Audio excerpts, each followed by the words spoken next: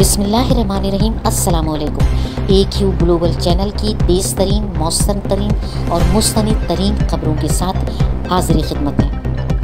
पाकिस्तान के वज़ीर आज़म जनाब इमरान खान साहब ने कहा है कि वो जल्द ही सोशल मीडिया के ऊपर एक ऐसा प्लेटफॉर्म बनाएंगे जिसमें इसराइल पर शदीद तरीन दबाव डाला जाएगा कि वो फ़लस्तीन पर जुल्म सितम बंद करे।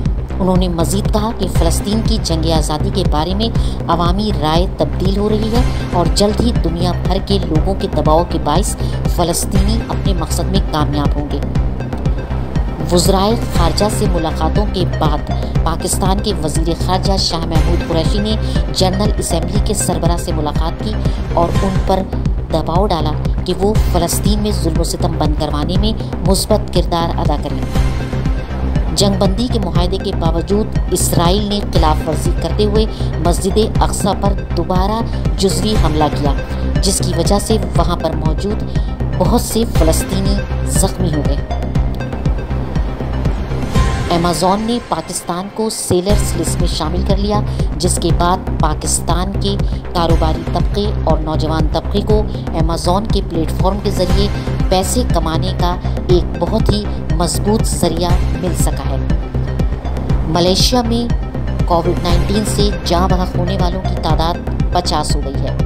मलेशियन इंतज़ामिया ने ऐलान किया है कि कल सुबह से SOPs और लॉकडाउन की सूरत हाल मज़ीद सख्त तरीन कर दी जाएगी और तमाम तफसीलात कल लोगों के सामने लाई जाएंगी। पाकिस्तान में कोविड-19 के 6021 केसेस ऐसे सामने आए हैं जो मुकम्मल तौर पर सेहतयाब हो चुके हैं, जबकि 3070 नए केसेस सामने आए हैं। पाकिस्तान में अब तक कोविड-19 से हलाक होने वालों की तादाद 20,000 से तजावुज़ कर गई है।